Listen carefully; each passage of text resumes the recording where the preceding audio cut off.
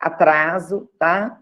Mas, assim, o atraso, ele está sendo causado, assim, pela qualidade, né, dos palestrantes que a gente tem nesse nosso evento, né, com palestras maravilhosas.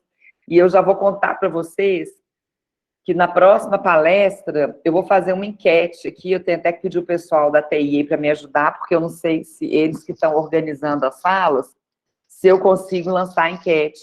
Mas nós Consegue, vamos... sim. Consigo, né? Nós vamos fazer uma enquete para ver quais das palestras desses dias que vocês querem que volte, né? Numa continuidade aí no próximo semestre, em outro evento da gente, porque estão todas, a gente está só recebendo elogios aqui, e a gente fica muito feliz, né, de poder tirar esses 3 dias para poder discutir temas aí de tanta relevância. Então, vamos lá. CEP e Plataforma Brasil, o que é, como usar. Só lembrando, então, que a palestra está sendo gravada, que vai ser disponibilizada no canal da FUMEC no YouTube, que a gente pede, então, autorização para todos que abram quem abrir suas câmeras e seus áudios, né, que autorize a veiculação das imagens. Quem não autorizar, que permaneça, então, com a câmera desligada, tá ok, gente? Então, o Dudu, né, que todos conhecem, mas nem todo mundo conhece, o professor Eduardo Tavares, o currículo do professor, que é extremamente rico. Eu falo que é um professor, assim, que eu tenho a oportunidade de trabalhar com ele, né, tive a oportunidade desde o início do curso, né, que a gente participava de um comitê de pesquisa, que eu fui convidada por uma professora chamada professora Marisa, há muitos anos atrás, e eu tive, assim, a honra, né, de aprender muito com esses feras aí que a gente tem na universidade. E depois, coordenando o curso, assim, um professor que eu sempre podia contar, assim, como um mentor, né? Então, em várias situações, a gente buscava o professor Eduardo pela experiência que ele tem, né, de muitos anos. Ele possui, então, graduação em Medicina pela UFMG, fez residência médica no Hospital das Clínicas da UFMG, mestrado em Medicina na área de concentração em Pediatria, doutorado em Medicina na área também de Pediatria, professor adjunto na Faculdade de Medicina, também do Departamento de Pediatria na UFMG, e professor adjunto aqui na FCH da Universidade FUMEC, e também do curso de Medicina da PUC Minas. É membro da Academia Mineira de Pediatria, da Sociedade Brasileira de Pediatria, da Sociedade Mineira, da Associação Médica Brasileira e Associação Médica de Minas Gerais. Recebeu a comenda de honra ética do Conselho Regional de Medicina de Minas Gerais, no ano de 2014. É revisor de periódicos científicos em várias áreas, coordenador do Comitê de Ética em Pesquisa, CEP, aqui da Universidade FUMEC. É também membro efetivo de comitês científicos de bioética da Sociedade Brasileira e Mineira de Pediatria, tendo experiência, então, em medicina, ênfase em pediatria, neonatologia, ultrassonografia pediátrica, bioética, ética profissional e em metodologia de pesquisa. Então, lendo esse currículo, a gente, né, todos vocês podem perceber por que o professor Eduardo vai participar e vai conduzir, então, essa palestra. Então, professor, com a palavra aí, né, professor Eduardo. Ok, muito obrigado. Vocês vão como é que é bom ter amigos, né? Tanto elogios, mas todo mundo me sabe que eu sou o Dudu. A titulação é o menos importante. O que eu gosto mesmo é de estar dentro da sala de aula. Mas nós vamos falar então um pouquinho sobre o CEP, né? Que é uma Comitê de Ética em Pesquisa, que é importante para todos nós que vamos fazer algum tipo de pesquisa, conhecer e saber como utilizar da melhor forma. Então, eu queria muito agradecer aí o convite da Adriana, da Ana Amélia, né, para poder estar com vocês e falar um pouquinho do CEP. Quero declarar que eu não tenho nenhum conflito de interesses, né, o trabalho no Comitê de Ética é voluntário, e tenho também a honra, estou vendo a Adriana aqui, a Adriana é a minha co-coordenadora, nós temos um trabalho conjunto que coordenamos, então, o Comitê de Ética em Pesquisa da FUMEC. Mas, afinal, o que é o Comitê de Ética em Pesquisa, né? nós estamos vendo aqui o desespero do pesquisador aqui, né?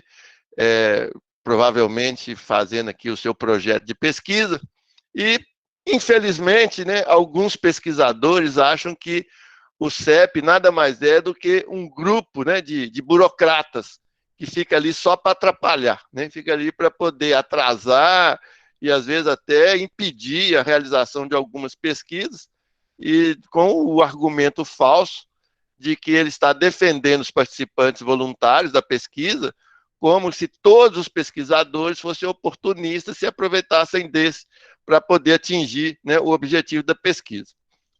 Na verdade, não é bem assim, né?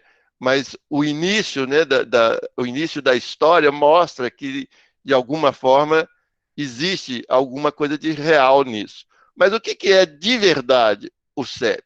Agora, no ponto de vista do CNS, né, da Comissão Nacional de Saúde, o CEP, que está definido pela Resolução 466 de 2012, são colegiados interdisciplinares e independentes, portanto, ele tem profissionais de várias profissões e de várias disciplinas, né, de relevância pública, de caráter consultivo, deliberativo e educativo, criado, sim, para defender os interesses do participante da pesquisa, na sua integridade e dignidade, mas também para contribuir no desenvolvimento da pesquisa dentro de padrões éticos.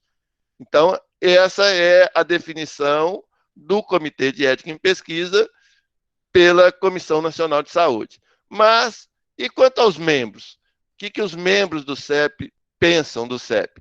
Eu confesso para vocês que no início, quando eu comecei a fazer meu mestrado, eu também tinha uma opinião assim que o CEP estava me atrapalhando demais. E só depois que a gente entra para o CEP, a gente começa a ver a importância dele, é que a gente começa a aceitar melhor a necessidade dele. E isso acontece com vários... não estou apresentando slide, gente. Pelo amor de Deus, estou igual a professora lá. Esqueci, peraí, deixa eu voltar. Dudu, eu estava esperando um minutinho para te falar isso. Eu estava em dúvida também se era só a introdução. Não, pois é. Olha que coisa, eu vi a professora lá fazer a mesma coisa e aprendi com ela. Vou voltar aqui.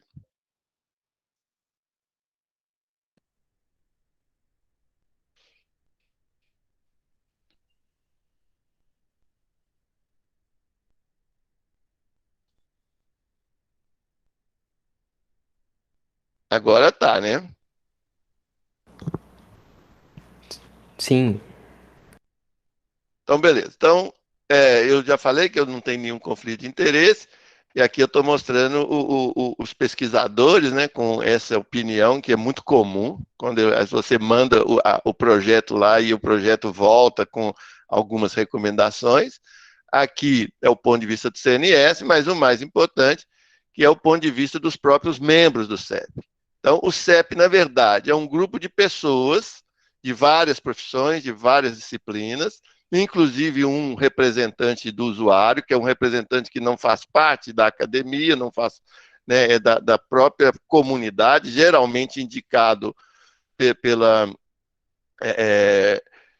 do ponto de vista social da saúde, né? Esqueci o nome da instituição agora, que eles, então, dedicam voluntariamente, isso é muito importante, o CEP não é o profissional, né? O membro do CEP não é remunerado para fazer esse trabalho, é um trabalho voluntário, ele, então, dedica parte do seu tempo para assegurar, sim, a dignidade, os direitos e a segurança e o bem-estar dos participantes de pesquisas científicas, bem como apoiar os interesses e necessidades dos pesquisadores, exercendo o papel consultivo, em especial educativo. Então, eu estou aqui hoje mostrando para vocês o que é o CEP, com essa ideia, né, de vocês saberem aproveitar o melhor que ele pode dar para vocês.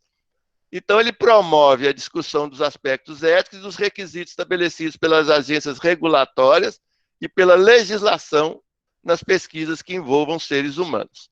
Então, a função do CEP, então, em última análise, é essa: é ajudar o pesquisador e, ao mesmo tempo, defender os participantes de pesquisa.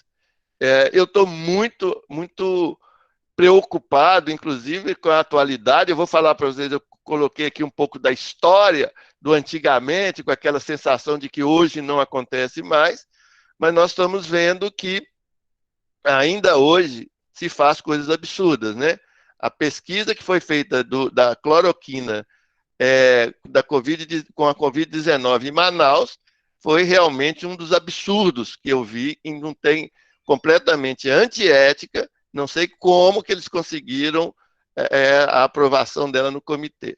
E agora estão tentando fazer uma outra pesquisa aí com cloroquina inalada e tirando o problema político, que não me interessa discutir o viés político, mas realmente vai ser uma dor de cabeça para o CEP se ele vai ou não aprovar esse tipo de pesquisa pelos riscos inerentes. Então, essa aqui é a verdadeira função do CEP, né? Então, vamos falar um pouquinho de história, vamos entender o porquê que aconteceu, o que foi que tinha. Então, foi necessário criar praticamente uma disciplina nova, chamada bioética. Isso foi na década de 70, né? Pelo menos era o que eu falava até pouco tempo atrás, né? Eu dava sempre essa aula nas aulas de bioética, dizendo que o termo, a palavra bioética, foi criada pelo Potter em 1970, quando ele escreveu um artigo chamado A Ciência da Sobrevivência. E depois, em 71, um ano depois, ele escreveu um livro, né? Inclusive com o título de Bioética, uma ponte para o futuro. Então, vocês estão vendo que é uma disciplina relativamente nova. Não a bioética em si, a essência dela é muito antiga, mas essa palavra bioética parece ter sido cunhada em 70. Só que eu quero fazer, vocês vão ler isso na maioria dos livros de bioética, a maioria dos professores de bioética, inclusive eu, até mais ou menos uns 3, 4 anos atrás, falava isso. Só que eu quero fazer aqui um resgate histórico, né, e dar o mérito a quem de fato merece. Não que o Potter não mereça. O Potter foi o grande divulgador da bioética. Mas em 1997, esse professor da Universidade de Berlim, fazendo uma conferência, ele apresentou um artigo publicado em 1927, portanto, bem antes de 1970, do periódico Cosmos, e esse filósofo e teólogo alemão chamado Fritz Jaar, e ele escreveu um artigo, né, está aqui em alemão, né, mas esse é o original, mas vamos fazer uma tradução livre, Bioética, uma revisão do relacionamento ético dos humanos em relação aos animais e às plantas. Portanto, a palavra bioética, na verdade, ela foi cunhada, ela foi inventada, foi pelo Fritz Jaar, mas o Potter foi quem divulgou. Como esse artigo foi escrito em alemão, ele não teve muito reconhecimento, isso é apenas um resgate histórico. E o mais interessante, que o conceito de bioética do Fritz Jaar hoje é mais moderno do que do próprio Potter, porque o conceito de bioética do Potter era mais do ponto de vista das ciências biomédicas, e já o do Fritz Jaar ele é bem mais ampla, ou seja, a ética em toda a relação, seja com o próprio ser humano, seja com os animais e seja com o meio ambiente. Hoje nós temos a bioética ecológica, uma face, né, um braço da bioética que está sendo muito divulgada. Mas vamos ver o porquê que aconteceu isso, né? Então, foi em 1966, o Henry Beecher publicou no New England Journal of Medicine esse artigo Ética e Pesquisas Clínicas. Então, ele mostrou nesse trabalho que ele fez uma revisão de literatura e ele mostrou que das 50 pesquisas, mais ou menos, que era o universo dele, né, o universo dos artigos, 22 delas, praticamente 50%, teria alguns questionamentos éticos, né? Eu vou dar exemplo só de 3, né, para a gente não perder muito tempo, senão eu vou atrasar a palestra da colega que vem depois, mas vamos falar rapidinho, então.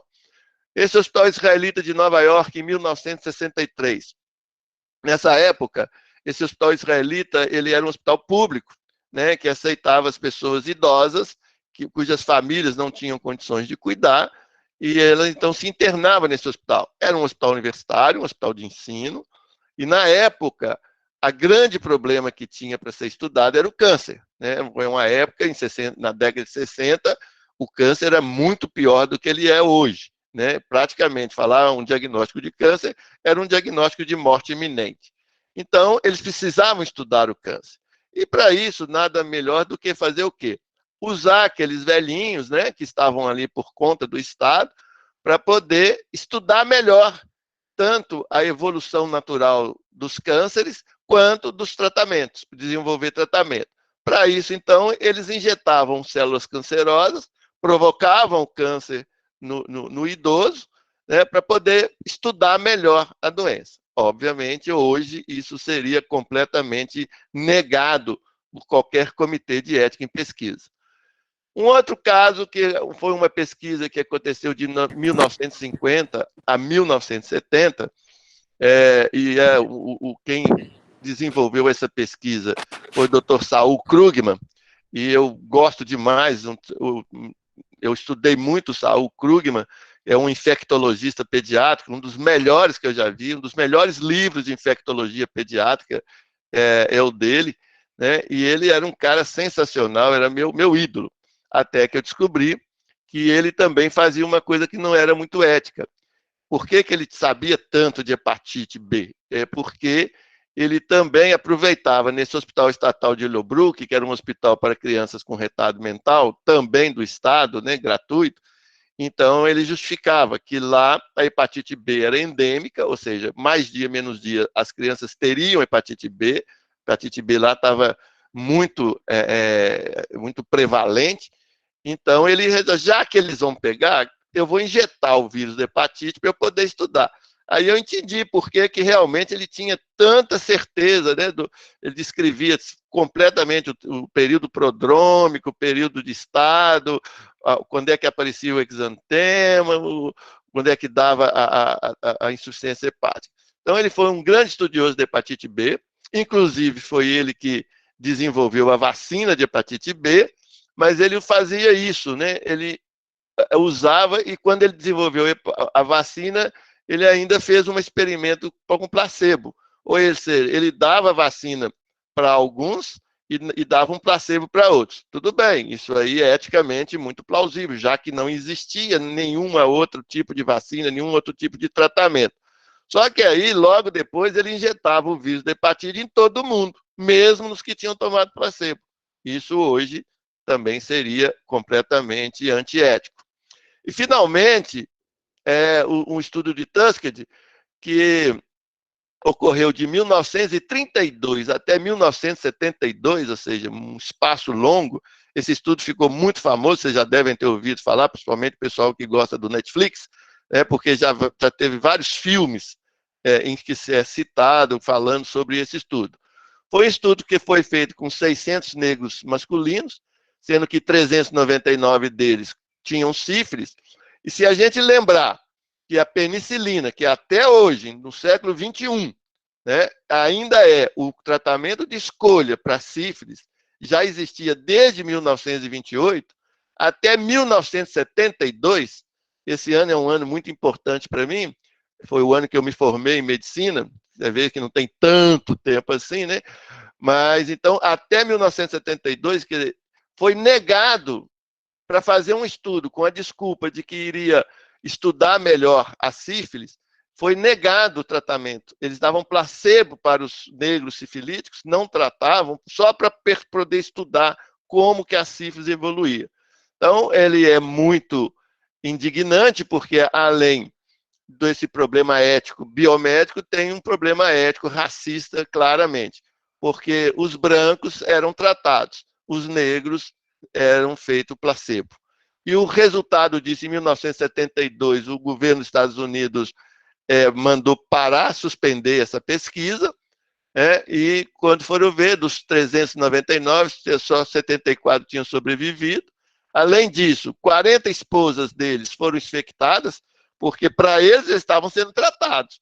Eles achavam que estavam tomando remédio, então eles não se preocupavam com os cuidados, né, do sexo seguro, infectaram a esposa, e 19 recém-nascidos, que não tinham nada a ver com a história, nasceram com sífilis congênita. Esse foi o resultado de um estudo. Então, isso aqui começa a nos mostrar a importância que é você ter alguém para poder avaliar se um estudo uma pesquisa proposta é ética ou não. Bom, então foi em 1978, no relatório de Belmont, né, quando então começou a bioética principialista, e desde 2002 existem diretrizes internacionais para pesquisas biomédicas envolvendo seres humanos. No Brasil, a primeira preocupação com isso foi na Constituição de 88, né, quando fizeram o Comitê de Ética e Pesquisa, regulamentavam, então, o Comitê de Ética e Pesquisa em vários centros. Mas, em 1992, fizeram uma avaliação em todos os centros de pesquisa e chegaram à conclusão de que essa resolução de 88 não estava sendo cumprida. No Brasil tem muito disso, né, gente? Faz uma coisa que todo mundo sabe que tem, mas que ninguém cumpre. O cinto de segurança, durante um período grande, apesar de ser legalmente exigido, muita gente não usava. Hoje já melhorou bem. Mas então, em 1992, vimos que não estava sendo cumprida essas resoluções. Por isso, resolveu fazer uma outra resolução, que é a resolução 9696, que revogou e substituiu a de 88, e que então estabeleceu normas para poder fazer pesquisa. O pesquisador, para começar qualquer pesquisa com envolvimento de seres humanos, tinha que submeter o projeto de pesquisa a um comitê de ética que iria avaliar. E essa resolução foi muito elogiada, inclusive no mundo inteiro, ela serviu como base de outras resoluções em outros países, porque ela saiu daquele aspecto bioético, que só médico e só profissional de saúde é que era obrigado, e ela tem uma multiprofissionalidade e uma interdisciplinaridade. Ou seja, em qualquer área do conhecimento, seja na engenharia, na arquitetura, nas ciências humanas, na psicologia, se tem envolvimento de ser humano numa pesquisa, essa pesquisa tinha que ser submetida ao comitê de ética. Isso deu muita confusão, muita briga, mas foi assim que aconteceu. De 96 a 2012, foram publicadas várias resoluções. À medida que a ciência evoluía, foi necessário ir reformando e atualizando essa resolução, mas ele mantinha seus paradigmas bem estabelecidos, eram apenas complementações. Mas, em 2012, sentiu necessidade de fazer uma revisão. A ciência tinha mudado muito desde então, né? Então, foi feito uma consulta pública de setembro a novembro de 2011, e em 2012, em setembro de 2012, foi feito um encontro nacional de comitês de ética e pesquisa para consolidar o texto a ser enviado à CNS. Eu tive a oportunidade de estar nesse encontro, né, e finalmente, em 12 de dezembro de 2012, o Ministério da Saúde homologou e trocou o nome da CNS 196 para CNS 46612, e essa é a que está vigente. Então, todo e qualquer pesquisador que for fazer uma pesquisa precisa de ter conhecimento dessa resolução. Essa resolução está liberada aí na internet, né, de fácil acesso, e então é importante que, antes de começar a fazer o projeto de pesquisa, todos vocês, pelo menos, leiam a resolução, e lá tem muita coisa passo a passo que tem que ser feito, que facilita muito a aprovação do seu projeto. Então, finalmente, ela foi publicada. Na verdade, ela só foi publicada em 2013, né, em junho de 2013, mas ela manteve esse nome de 46612. Mas aqui ela foi. Logo perceberam, o pessoal das ciências humanas e sociais, eles tinham um questionamento, porque, apesar dela ser multiprofissional, ela ainda trazia aquele viés da 88, né? A pesquisa qualitativa era pouco, ela não era muito adaptada à pesquisa qualitativa, ainda tinha muito de um viés biomédico. Então, em 2016, foi criada a Resolução 510, né, a pedido do pessoal das ciências humanas e sociais, que eles queriam que ela fosse uma resolução paralela, mas a CONEP, que é a Comissão Nacional de Ética em Pesquisa, não aceitou, e ela veio como um adendo, né, como uma complementação da Resolução 466. Então, aqueles que forem fazer pesquisas qualitativas na área das ciências humanas, né, ou na psicologia, a psicologia é um híbrido, né? A psicologia, para mim, ela é uma ciência de saúde, mas ela também é da ciência humana. Então, eles vão precisar de ver, de verificar essas duas resoluções. E tem um problema grave, né? E com essa confusão toda aqui, desde 2015, porque uma resolução, ela não é uma lei, ela não tem força de lei. Então, muita gente me pergunta, eu quero fazer uma pesquisa, mas não quero mandar para o CEP, não. Tudo bem, não é uma lei, ela não tem força de lei, não é obrigado.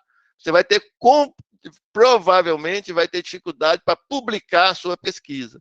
E isso vai ser porque algumas revistas de alto impacto, revistas realmente importantes, exigem o parecer do Comitê de Ética. Mas não é ainda lei.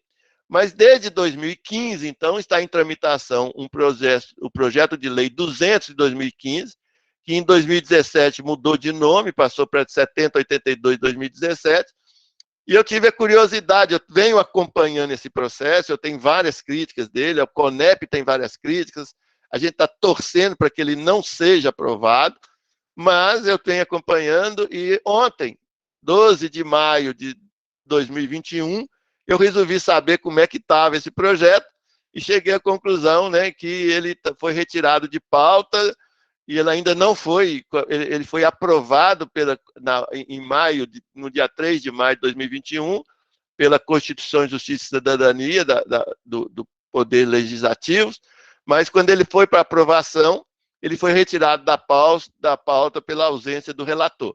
Então, ainda não é lei. Por enquanto, nós continuamos regidos pela resolução. Bom, mas então, só para a gente ter entendendo, então, o que é o CEP, né? Agora vamos ver como que nós podemos, o que nós devemos fazer. Então, na verdade, hoje, no Brasil, nós temos dois órgãos importantes responsáveis pela avaliação de projetos de pesquisa. Um é a Anvisa e o outro é um sistema, chamado Sistema CEPS-CONEP. A CONEP é a Comissão Nacional, que coordena todos os CEPs, né? E os CEPs são os comitês regionais, né? Pode ser uma instituição, pode ser uma... Então, por exemplo, a USP ela tem vários CEPs, quase que cada faculdade tem seu CEP. Aqui na FUMEC, nós optamos por ter um CEP único da universidade. A UFMG também tem um CEP único da universidade, né? Outros locais têm os CEPs mais particionados. Isso não tem problema. Todo e qualquer lugar onde se faça pesquisa, o ideal é que ele tenha o seu próprio comitê de ética em pesquisa, que segue normas internacionais.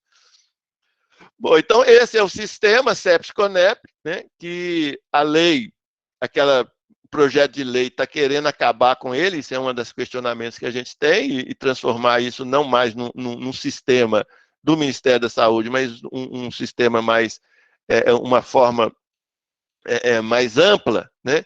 E tem vários viés aí, eu não vou entrar hoje, né, nessa questão, normalmente na aula eu falo quais são as diferenças do que eles estão querendo mudar, mas nós vamos falar agora do mais importante. Como é que a gente deve usar o Comitê de Ética? Então, a primeira coisa é que desde 2012 houve um grande avanço. Antes, todo o projeto ele tinha que ser entregue da forma física, né, no Comitê de Ética, você tinha que levar lá ou mandar pelo correio, e a gente tinha que ler, devolver, era uma confusão. Em 2012, criou-se, então, a Plataforma Brasil. E a Plataforma Brasil, hoje, é a única forma de você enviar, de você submeter um projeto de pesquisa à avaliação de um comitê de ética para ser aprovado e permitir que você faça essa pesquisa dentro dos princípios legais e éticos. Então, existe esse manual do usuário, né? Eu vou estar aqui o link dele, então ele é muito bom, é passo a passo, mostra direitinho, com figuras, mas isso para a gente fazer inicialmente, né, Maria Amélia, a gente até pensou em fazer um workshop, mas em 1 hora não dá para fazer um workshop. Então, eu não vou entrar nos detalhes, mas vai ficar para vocês aqui o link para vocês pegarem o manual do usuário pesquisador, que tem todos os detalhes passo a passo de como você se cadastrar na plataforma como pesquisador e tudo que você tem que fazer para poder cadastrar o seu projeto lá. Mas eu fiz Lembrando do que nós vamos ter enquete agora mesmo, que eles podem pedir continuidade de algum assunto, tá? Então, aí seria legal, né? A gente poderia fazer aí sim um workshop. Aí a gente punha todo mundo para poder fazer o cadastro, né? Lá na plataforma Brasil. Muito bem. Mas então, o que eu fiz? Eu fiz um apanhado, um resuminho, para a gente poder conversar sobre isso, né? Então, a primeira pergunta que todo mundo me faz é: quais são os protocolos que necessitam e quais que não necessitam? Se eu tiver que fazer uma pesquisa que eu vou fazer pela internet, um questionário, uma enquete, como a Ana Amélia vai fazer aí, fazer uma pesquisa, claro que isso aí é pesquisa de opinião, não é necessário, nós vamos ver isso. Mas se for uma pesquisa científica, quiser fazer para apresentar um trabalho aí no desafio acadêmico, ele necessita sim ser enviado ao CEP. Se for um TCC, precisa. Então, todo protocolo de pesquisa que envolva seres humanos, todo protocolo de pesquisa científica que envolva ser humano, deve ser encaminhado para o Comitê de Ética em Pesquisa, né? Mas aí a pergunta, mas o que é um protocolo de pesquisa? Então, pela Resolução 466, protocolo de pesquisa é o conjunto de documentos, né, contemplando a descrição da pesquisa, seus aspectos fundamentais, as informações relativas aos participantes, como que você vai coletar os seus dados, né, qualificação dos pesquisadores, quem é que está pesquisando, e todas as instâncias responsáveis por aquela pesquisa. Então, esse é um protocolo, e esse protocolo é que deve ser encaminhado ao CEP. Mas eu pergunto, o que são pesquisas com envolvimento de seres humanos? Né? Se você vai fazer uma pesquisa que você vai no hospital e vai pegar os prontuários médicos, não tem ser humano envolvido? Tem. Esse prontuário pertence a um ser humano. Então, ele está envolvido indiretamente. Então, ainda pela Resolução 466, pesquisa que individual ou coletivamente. Muita gente me pergunta, eu quero apresentar um caso clínico. Vou fazer uma apresentação de um caso clínico. Isso é uma pesquisa com envolvimento de ser humano. Ela precisa ser autorizada, né? Coletivamente, quando você vai fazer uma pesquisa coletiva, tenha como participante o ser humano, em sua totalidade ou partes dele. Como assim partes dele? Vou esquartejar? Não. Mas se você tem, por exemplo, você trabalha num laboratório, vocês biomédicos, né, muitos fazem análise clínica, trabalham no laboratório, colhe o sangue do paciente para fazer os exames, e geralmente esse sangue fica estocado por um tempo, e aí você resolve fazer uma pesquisa nesse sangue. Uma outra pesquisa, foi lá fazer um hemograma, mas você fala, vamos ver se tem Covid. E resolve fazer assim, um apanhado daquele material que está estocado no banco de sangue, você resolve fazer um levantamento para ver se tem alguma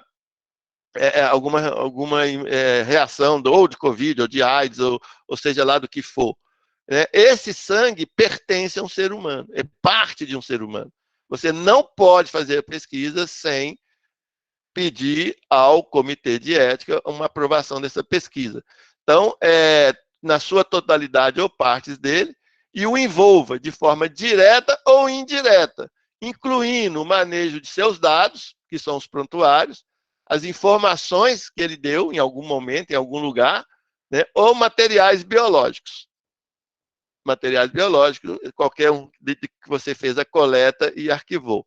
Então, praticamente, eu acho mais fácil falar para vocês quais que não necessitam ser encaminhados. Fica mais fácil para mim, em vez de falar todos que vão ser encaminhados, quais que não precisam. Então, vamos lá. Pesquisa sem nenhum envolvimento de ser humano, seja direto ou indiretamente. Né?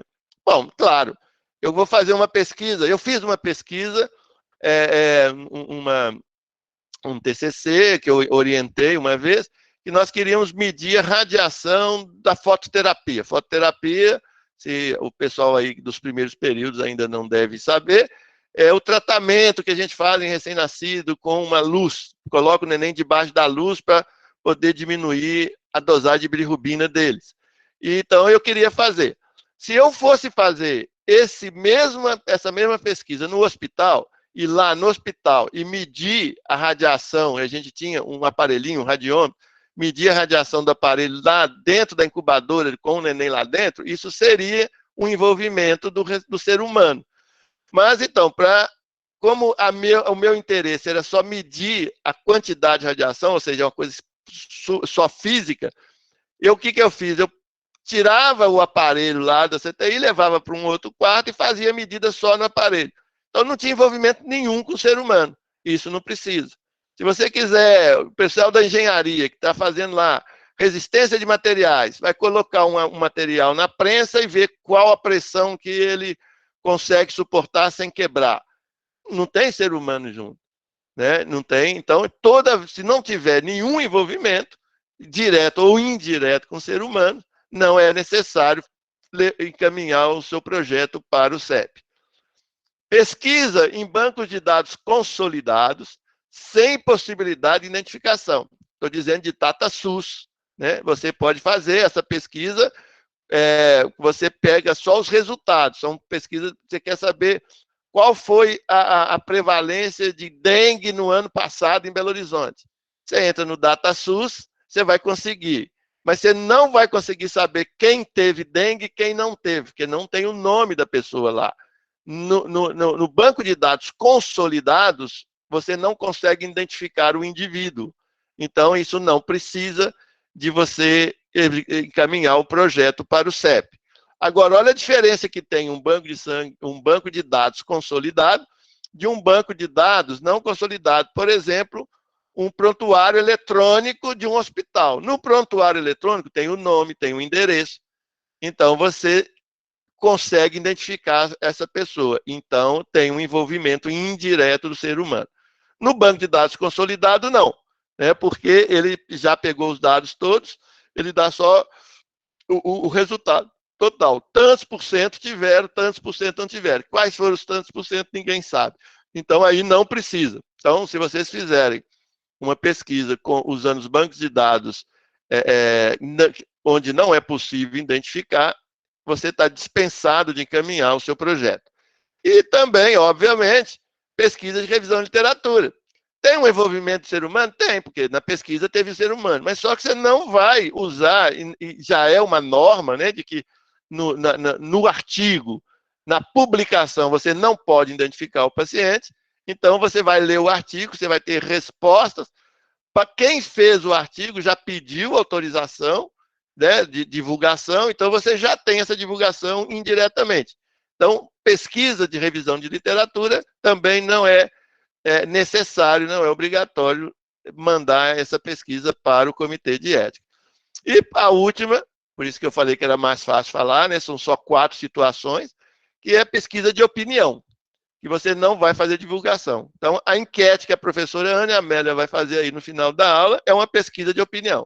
Agora, se ela fosse professora de marketing e fizesse essa mesma pesquisa, do mesmo jeitinho que ela está fazendo, só perguntar, vocês vão responder um questionário no final da aula, mas aí ela vai publicar isso ou numa revista de educação, ou numa revista de marketing, né, para saber, vai fazer um trabalho científico em cima disso, ela passa a ser uma pesquisa científica com envolvimento do ser humano e precisaria ser enviada. Então, se você tem um bar, né, e quer saber se a sua cerveja está bem gelada, se a sua comida está boa. Então, todo mundo, o seu cliente sai lá, ele preenche um questionáriozinho lá, sabe, falando o que ele achou da comida, o que ele achou do atendimento. Você pesquisa de opinião, não precisa de fazer nenhum tipo de avaliação. Mas, se é eu gosto muito de dar um exemplo do marketing, né? O pessoal do marketing resolveu fazer e saber quais eram os principais dados que o cliente analisa para classificar um bar. Aí ele vai fazer um questionário para os clientes, vai fazer um estudo científico disso, vai fazer uma análise estatística e vai publicar isso numa revista. Isso é pesquisa, e isso não é pesquisa científica, então ela precisa ser encaminhada. Acho que ficou claro, né, gente? São só nesses 4 situações, essas 4 tipos de pesquisas, não necessitam de ser avaliada pelo Comitê de Ética. Ô, Ana, se alguém... Eu não estou conseguindo ver o chat, se tiver alguém fazendo pergunta aí, pode me interromper. Eu prefiro, todos vocês, acho que já foram meus alunos, sabem que eu prefiro que vocês abram o microfone, me interrompam. Eu adoro ser interrompido, porque eu gosto muito de conversar e se alguém tiver com dúvida, qualquer coisa, me avisa. Tá ok, Dudu. Já estou colocando aqui, até coloquei a enquete, tá? Beleza. E em tempo coloquei pesquisa de opinião, hein? Você estava falando na hora que eu estava postando. Bom, então nós já sabemos o que é o CEP. Agora nós vamos saber como usar o CEP, né? Então, como eu disse, desde 2012, a Plataforma Brasil, essa páginazinha aqui, ó, é a única forma hoje de você enviar sua pesquisa para o CEP. Não adianta mais mandar o físico lá pelo correio, telefone, e-mail, nada disso. Nada disso o CEP vai nem olhar. Ele só vai acatar os projetos que estão na Plataforma Brasil.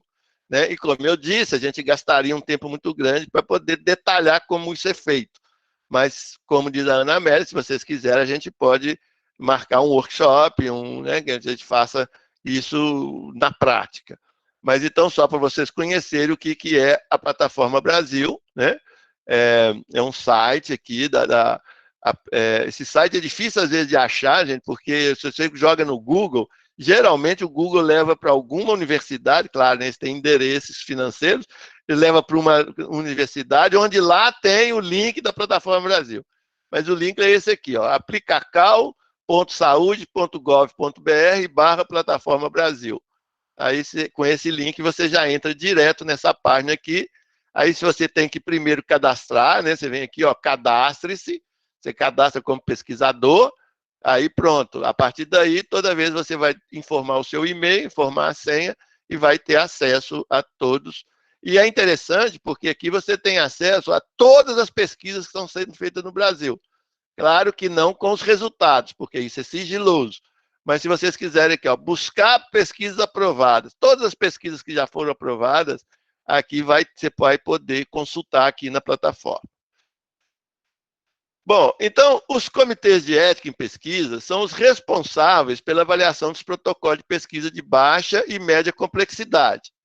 E são também a porta de entrada para todos os projetos de pesquisa envolvendo seres humanos. Então, como é que funciona isso? Quando você cadastra na Plataforma Brasil, se a sua instituição, vamos supor que você queira fazer uma pesquisa aqui para a FUMEC, nossa, só falta 5 minutos. Você quer fazer uma pesquisa aqui para a FUMEC. Então, a FUMEC é a instituição patrocinadora da sua pesquisa. Então, quando você faz isso, você coloca lá que a instituição patrocinadora é a FUMEC, na hora que você cadastra na plataforma, automaticamente esse protocolo vem para o CEP da FUMEC.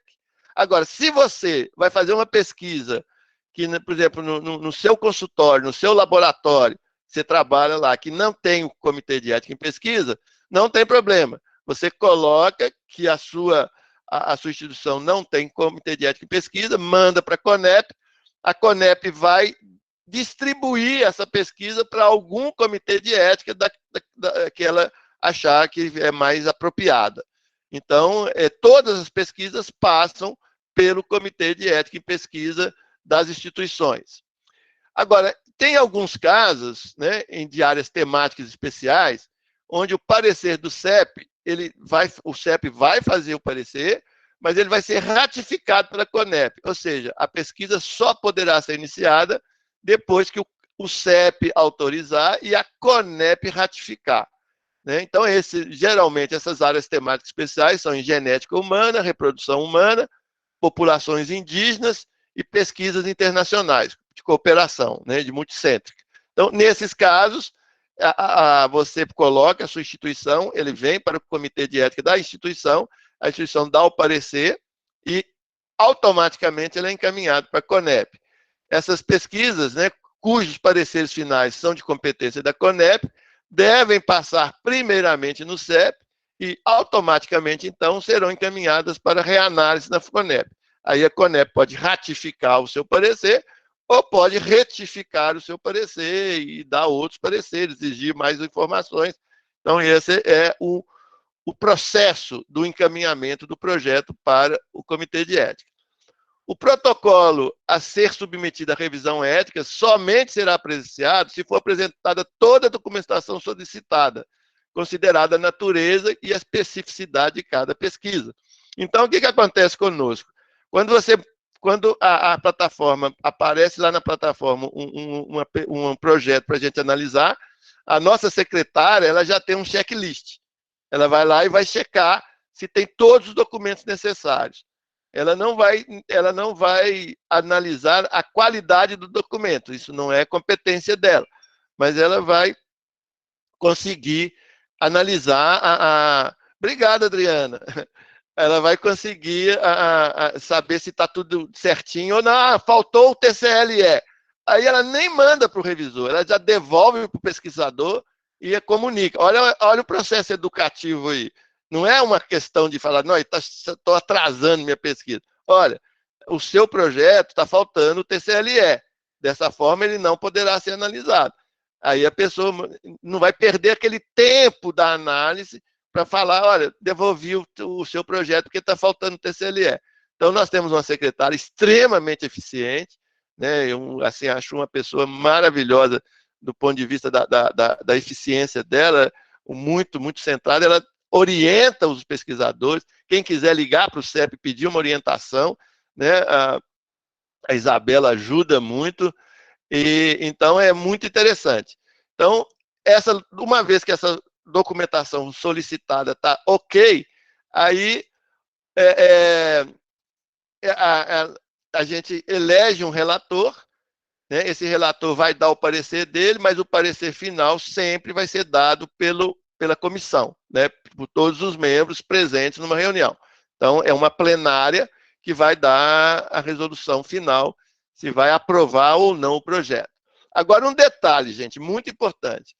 O sistema CEPS-CONEP está autorizado a analisar somente protocolo de pesquisa que ainda não iniciaram a coleta de dados.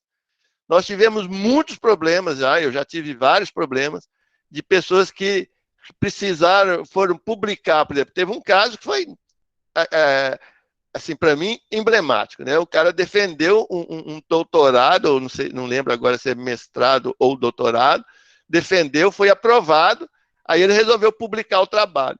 Quando ele foi publicar na revista, a revista pediu o parecer do CEP. Aí ele foi atrás da gente. Olha, infelizmente não tem jeito. O CEP não analisa projeto que já terminou, projeto que já está em andamento. Não tem sentido você descobrir que tem um ilícito ético numa coisa que já foi feita. Então, desculpa, é muito importante vocês planejarem o tempo, né? Porque o CEP vai avaliar o projeto, ele não vai avaliar a pesquisa. Agora, tem pesquisa que você já começou a fazer levantamento bibliográfico, isso não tem problema, né? Mas a coleta de dados só pode ser iniciada depois do parecer do CEP. Se a gente descobrir, e já aconteceu isso também, gente que tentou enganar a gente, mas às vezes até pelo tempo do verbo, né? Ele esqueceu de mudar o tempo do verbo e estava no passado. Foi avaliado, aí a gente não dá o parecer, a gente devolve e fala, nós estamos impossibilitados de avaliar, porque essa pesquisa já foi iniciada. Então, isso é muito importante para vocês que vão mandar os seus protocolos para a gente.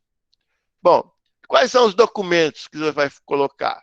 Tem uns que são obrigatórios. Então, existe um formulário online, onde você faz um resumo, né? Uma síntese, uma informação básica, um formulário bem tranquilo, você preenche, que tem uma síntese do projeto, que é facilita para a gente ter uma ideia do que é o projeto. Mas, além disso, tem alguns arquivos que devem ser anexados. A folha de rosto, que geralmente é assinada pela autoridade da instituição promotora da pesquisa, no nosso caso é o reitor, né? O projeto detalhado, aí você pode detalhar, tem projeto de 200 páginas, projeto de 300 páginas, isso aí varia de pesquisa para pesquisa. Uma pesquisa, por exemplo, um ensaio clínico, geralmente os processos são muito grandes, mas eles são, né, nas informações básicas, a gente tem realmente qual que é o tipo de pesquisa, qual que é a metodologia usada, quem são as pessoas que vão ser analisadas. No projeto detalhado, então, você pode mandar ele em PDF. Muito importante o termo de consentimento livre e esclarecido ou a solicitação da sua dispensa. Muitas vezes, você não tem como pedir o TCLE. Você vai fazer, por exemplo, outro dia apareceu uma pesquisa lá que foi feita no Instituto Médico Legal. Por mais que a gente queira, o cadáver não vai assinar um termo de consentimento, obviamente. Então, aí a gente pode fazer o pedido de dispensa do TCLE. Agora, quem decide se aquela situação cabe ou não essa dispensa é o conselho, é o comitê. Então, a pessoa faz uma carta pedindo a dispensa. Agora, o comitê aceita ou não. Quando você tem condições de fazer o TCLE, é melhor já mandar o modelo, não precisa mandar ele assinado, mesmo porque você ainda nem sabe quem vão ser os seus. Mas o modelo do TCLE tem que ser anexado. Se você vai fazer essa pesquisa numa instituição diferente da promotora, por exemplo, você é aluno da FUMEC, quer fazer uma pesquisa sobre anemia, mas você vai fazer essa pesquisa lá no laboratório X. Você vai pegar vai colher o sangue no laboratório X, não é na FUMEC. Então, esse laboratório ele tem que ter uma anuência. Então, você precisa da carta de anuência da instituição onde a pesquisa será realizada. Aqui nós temos um problema. O CEP da PUC, ele exige que você já tenha a carta de anuência assinada, e eu discordo. Nós já fizemos uma consulta com a CONEP. Se você ainda não souber onde que você vai fazer, e você está querendo adiantar, você pode colocar só o modelo da carta de anuência. Depois, quando você conseguir a assinatura, você faz um adendo e entrega a assinatura. Então, nós somos menos radicais do que muitos dos comitês de ética de outras universidades. E outra coisa, se formos para fazer algum questionário, seja eletrônico ou físico, o modelo desse questionário também tem que ser adaptado, porque o Comitê de Ética vai analisar a necessidade e a eticidade das perguntas que vão ser feitas, né? Porque muitas vezes tem perguntas que podem colocar em risco o paciente, né? Você vai fazer uma pesquisa, olha, vamos fazer uma análise aqui, fazer uma pesquisa sobre o que os alunos acham dos professores. E aí chega lá e faz umas perguntas que não tem nada a ver, né? Perguntando qual que é a preferência sexual do professor. Se você está fazendo uma pesquisa de doença sexualmente transmissível, isso tem pertinência. Mas se não para que você quer saber a preferência sexual do seu professor? Não tem sentido. Então, essa questão ela vai ser provavelmente comunicada. Essa questão tem que sair do questionário. É um pensamento. Então, só dando um exemplo do porquê, porque muita gente questiona por que o modelo tem que ser feito. O comitê vai avaliar a eticidade das perguntas. E tem vários outros opcionais, né? Outros documentos que, a critério do pesquisador, ele acha que é importante para fortalecer a pesquisa dele. Ele pode mandar lá um documento da prefeitura falando que na cidade está tendo um surto enorme de uma determinada doença e que essa pesquisa vai ser muito útil. Então, isso fortalece a pesquisa, mas isso é opcional, né? Bom, isso aqui cabe ao pesquisador, vou dar uma corridinha, porque até que hora que eu comecei, que hora, Ana? Eu vou ficar na minha hora. Começou 9h17. Então, vou ficar na minha hora. Então, isso aqui são o que o pesquisador, o que cabe ao pesquisador fazer, né? Apresentar o protocolo, elaborar o termo, desenvolver o projeto. Agora, eu só queria isso aqui. Isso aqui é muito difícil da gente conseguir, mas é importante. Se por acaso você interrompeu o projeto por qualquer motivo, né? Acabou o financiamento, então vou parar a pesquisa, trabalhar de graça eu não vou, né? Ou então você faz uma pesquisa e o resultado não foi o que você queria, aí você fala, vou publicar não. Essa pesquisa não ficou boa não vou publicar não. Tudo bem, essa decisão é sua, mas você tem que justificar isso para o comitê de ética. Por quê? Porque a partir do momento que o comitê de ética autoriza você a fazer a pesquisa, ele é corresponsável. Se a sua pesquisa der uma zebra muito grande, vamos supor que você está usando aí um medicamento que parecia que era muito bom e de repente morre 90% das pessoas que tomaram o medicamento. O comitê de ética é corresponsável com o pesquisador, porque ele autorizou a pesquisa. Então, se você não publicar ou se você parar a pesquisa, você tem que comunicar ao comitê de ética para ele também fazer lá as suas considerações do porquê que foi interrompido e o porquê que a pesquisa não foi publicada. Então, isso é muito importante. Bom, o que a gente avalia? O desenho científico e a condição de estudo. Isso é uma briga, porque o pessoal da pesquisa, né, da pós-graduação de pesquisa, acha que isso é função deles. Mas já existe um parecer dizendo que uma pesquisa cuja metodologia é falha, ela é antiética. Ela vai colocar em risco o voluntário e não vai chegar à conclusão se a metodologia está errada. O tipo de recrutamento do participante, quais são os critérios de inclusão e exclusão. Se tem alguma discriminação aqui, como teve, por exemplo, em Tuskegee. Só os negros é que não vão ser tratados. Isso não cabe hoje fazer uma pesquisa com esse tipo de critério de inclusão. Cuidados e proteção aos participantes de pesquisa. Gente, nunca coloque, nunca, eu detesto 4 palavras. Nunca, sempre, tudo e nada. Mas, nesse caso, eu estou insistindo. Nunca coloque na sua pesquisa que não tem risco. Eu vou devolver. O comitê vai devolver. Toda pesquisa tem um risco. Né? Todo ato, viver é perigoso, diria Guimarães Rosa. Então, coloca lá. Riscos mínimos. Eu vou só mandar um questionário pela internet, não vou nem ter contato com ele. Tá, mas a pergunta pode constranger. Então, pode colocar risco mínimo, constrangimento ao responder, papapá. Porque se coloca que não tem risco, muito provavelmente o parecerista vai dizer, olha, não conheço nenhuma pesquisa sem risco. Então, não coloquem isso. Avalie bem os riscos e benefícios. Proteção de privacidade e confidencialidade. Você tem que colocar como que você vai guardar segredo, né, desses dados que você coletou. Disponibilidade de compensação ou atendimento em decorrência dos efeitos adversos. Então, você tem que garantir para o seu voluntário que se tiver algum efeito adverso claramente provocado pela pesquisa, você tem que dar conta dele. Não é que você tem que tratar, não é que você tem que resolver, mas você tem que dar a ele uma condição de ser resolvido. Então, não adianta chegar para o cara, não, procura o SUS. Aí não vai resolver. Você já tem que ter alguém por trás que, caso aconteça, vai dar o atendimento necessário. Adequação do TCLE, considerações relacionadas à comunidade, se vai ter alguma pertinência, vai ter algum proveito para a comunidade da sua pesquisa, né? Então, impacto e relevância, disponibilidade de acesso aos resultados da pesquisa, ao produto com esse comprovado. Isso aqui é uma discussão que eu não vou entrar porque não vai ter tempo, mas por enquanto nós estamos exigindo, né?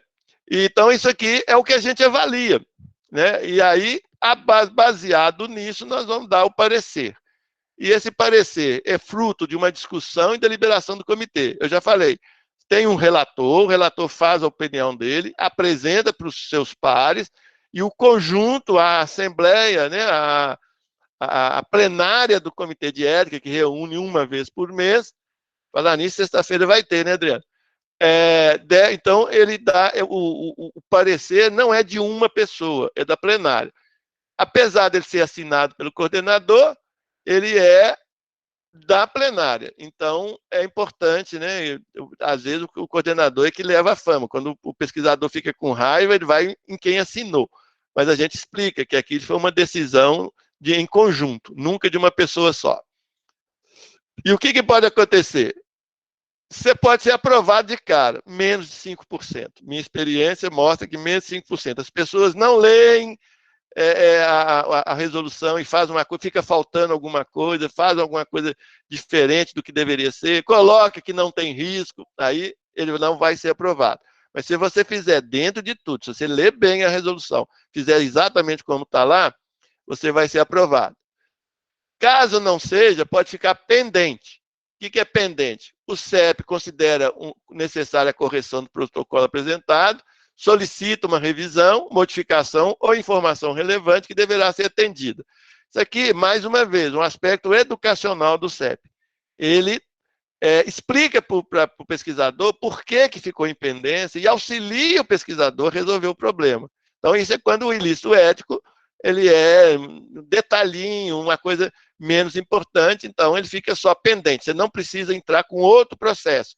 Basta você responder essa pendência e aí o seu projeto será aprovado. E quando você tem um ilícito ético importante, por exemplo, no nosso caso, você propõe fazer uma pesquisa com uso de placebo, sendo que aquela doença já tem um tratamento sabidamente eficaz, né, como aconteceu lá em Tuskegee, de que se tem a penicilina, você vai, não vamos, para um nós vamos dar um remédio, para o outro nós não vamos dar nada. Então, isso é um ilícito ético. Na última reunião de Helsinki, isso foi flexibilizado, né, mas para nós ainda, na CONEP, no Brasil, é proibido fazer pesquisa com utilização de placebo se existir um tratamento alternativo. Então, isso não tem nem dúvida, o projeto vai ser não aprovado, não tem nem, ou ele muda o projeto todo, então ele vai aprovado. Quando ele não é aprovado, você pode fazer o recurso, mas se ele realmente não for aprovado, você pode até modificar o seu... A gente vai falar para vocês por que ele não foi aprovado, você pode modificar e entrar de novo com o projeto. Mas aí é um novo processo, tem que fazer tudo de novo, porque aquele projeto que você apresentou não tinha nem jeito de corrigir. Aí você vai fazer outro projeto. Então essa é a diferença entre o pendente e o não aprovado. Não quer dizer que não aprovado, você nunca mais vai poder fazer aquela pesquisa, não. Se você colocar ela dentro das normas, ela pode ser reencaminhada, mas com outro processo. Vai ter um outro número, é um pouco mais complicado. Então essas são as categorias. E aqui, para terminar, vou conseguir, viu, Ana Amélia? Os principais motivos de retorno, né? Então, gente, 90% das vezes, TCLE é inadequado. TCLE, ele é feito para... Eu costumo falar que existe uma diferença entre informar e esclarecer. Então, eu gosto muito de fazer essa brincadeira, porque tem o consentimento informado, que você, quando você vai ser internado no hospital, eles pedem você assinar um termo de consentimento informado. Eles te informam o que vai acontecer. Mas você, muitas vezes, nem entende aquilo, né? Não entende. Então, você assina, aquilo é uma proforma, aquilo é uma burocracia. No TCLE, é esclarecido. Você tem que entender o que você está assinando, né? Então, a linguagem do TCLE, esse é o mais comum de acontecer, ela tem que ser adaptada ao nível da pessoa que vai fazer a pesquisa. Tem alguns autores que dizem que você deveria fazer uma linguagem que uma criança de 8 anos pudesse entender. Eu não concordo com isso. E se eu for fazer para um estudante universitário, eu posso tranquilamente falar que eu vou fazer uma oximetria. Ele vai entender isso. Agora, se você vai fazer isso na comunidade, né? Aí você chega lá e vai, lá no TCLE tem que vai ser colhida a oximetria, não adianta, o cara nem sabe o que é isso. Então, quase sempre a gente questiona a linguagem. Então, a linguagem tem que ser bem clara, esclarecendo o que você vai fazer na pesquisa. A outra causa frequente é a avaliação incorreta de risco e benefício, é quando coloca que não tem risco, e menos de 10%, inadequação dos critérios de inclusão e exclusão e metodologia inadequada. Esses são os 4 pontos que a gente mais vê necessidade de correção, né? E o TCLE é o campeão indiscutível. Bom, acho que eu terminei. Já. Eu ia falar um pouco sobre como constituição do CEP, mas isso não tem interesse para vocês no momento, só para quem quiser participar do CEP, e é um convite que eu faço, né? Outros professores que tiverem interesse, ou mesmo vocês, depois de formados, se quiser fazer parte como representante dos usuários de pesquisa, eu acho que seria interessante e a gente pode discutir isso depois. São 10h16, eu terminei 1 minuto antes. Obrigado, Ana Amélia, obrigado, gente. Fiquei muito feliz com a presença de tanta gente aqui. Estou vendo aqui, tem 60 pessoas. Nossa, estou extremamente orgulhoso. Viu? Tinha 65. Dudu, realmente, assim, fantástico, excelente. Você, como sempre, assim, cada palestra sua, você supera, né? Eu lembro a primeira semana acadêmica que eu organizei lá na FUMEC, você colocou um filminho com os macacos que eles iam contando, não sei se você lembra. Mas então foi excelente, realmente, gente, assim, é muito esclarecedora e vocês não imaginam assim, a diferença que faz a gente ter uma universidade que tem um comitê de ética e pesquisa, né? E que a gente tem a oportunidade de ter lá o Dudu e a Adriana participando desse comitê e tirando nossas dúvidas. Eu lembro que o primeiro projeto de pesquisa que eu fiz, que teve que passar pelo comitê, assim, eu tive super dificuldade, e era minha orientada, era a aluna Laíse, né, que hoje é professora nossa. a gente desenvolveu um pão de banana e a gente fez as análises bromatológicas e a gente queria fazer os testes. E, nossa, eu lembro assim, que foi uma dificuldade. A gente, na época, não era nem o Dudu, nem a Adriana, e a gente teve que aprender. Era o primeiro projeto que eu fazia, né, apesar de eu ter feito muita pesquisa, mas nunca tinha nenhum que tivesse que passar pelo comitê. Esse teria uma degustação do pão e precisava, então, que as pessoas assinassem lá, né, os termos e fizesse todo o protocolo.